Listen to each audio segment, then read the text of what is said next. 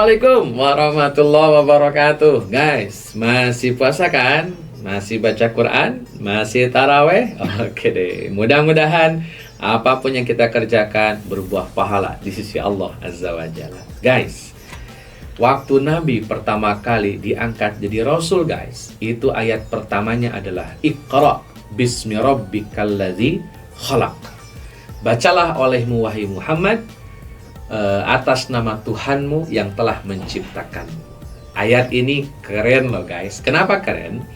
Karena waktu Nabi disuruh Iqra, disuruh baca, tidak disebutkan di ayat itu apa yang harus dibaca. Terus apa pelajarannya dong bagi kita guys? Ketika tidak disebutkan objek yang harus dibaca guys, berarti maksudnya adalah umum.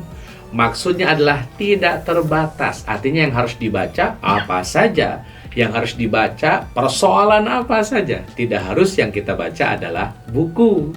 So guys, kalau kita belajar ayat ini, kita akan simpulkan bahwa waktu Nabi diangkat jadi Nabi saat itu, Nabi disuruh membaca bukan buku yang harus dibaca, tapi realitas sosial, tapi kondisi lingkungan, tapi patologi sosial yang saat itu sedang rame, yang saat itu sedang marak-maraknya. Jadi Nabi tidak harus baca buku waktu itu. Apalagi ditambah kata beberapa para ulama bahwa Nabi itu kan tidak bisa baca. Sehingga guys, yang dimaksudkan oleh Allah dalam surat Iqra bismi rabbikal ladzi khalaq, betul-betul yang dibaca adalah realitas sosial. Maka guys, saat kita hidup di masyarakat, di lingkungan kerja, di lingkungan rumah, kita harus bisa membaca apa yang harus kita lakukan agar apa yang kita lakukan itu sesuai dengan kondisi, sesuai dengan keadaan di mana kita tinggal. Jangan bikin sesuatu yang bikin tidak nyaman masyarakat lainnya. Saya masih ingat betul ada satu hadis dari Nabi Shallallahu Alaihi Wasallam. Kata Nabi, "Absus salam, tebarkanlah salam." Guys, ketika Nabi nyuruh absus salam, tebarkan salam, itu bukan berarti nyuruh assalamualaikum terus-terusan guys. Yang Nabi maksudkan adalah supaya kita memastikan kehadiran kita itu menyelamatkan orang lain. Hadis ini sedang menjelaskan bahwa kehadiran kita harus bikin enjoy orang lain. Hadis ini menjelaskan kehadiran kita harus bikin nyaman, harus bikin tenang, harus bikin selamat orang lain. Sehingga guys, dimanapun kita berada, kita tidak bisa dan tidak pernah menyakiti perasaan orang lain. Keren gak tuh guys?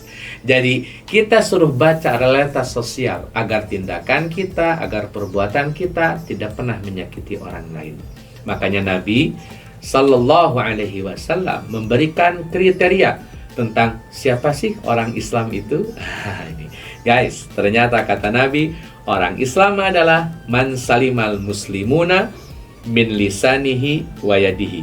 Orang Islam itu adalah orang yang mampu menyelamatkan orang lain dari kejahatan lisannya dan perbuatannya.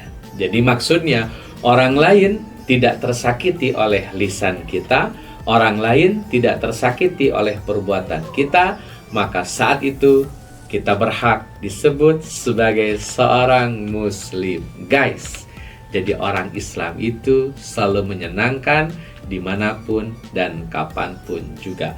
Jadi orang Islam itu selalu membuat nyaman orang lain kapanpun dan dimanapun. So, pastikan kita baca realitas sosial dan kita tentukan sikap apa yang paling pas untuk realitas sosial yang sedang kita hadapi. Yang jelas agama kita tidak mengizinkan kita malah memadorotkan atau mencelakakan orang lain. Kita selalu didukung dan selalu disupport, selalu dimotivasi oleh Nabi agar kita selalu membuat orang lain selamat dan orang lain nyaman dengan adanya kehadiran kita di situ. Guys, mudah-mudahan kita mampu menjadi pribadi muslim yang sebenarnya. Assalamualaikum warahmatullahi wabarakatuh.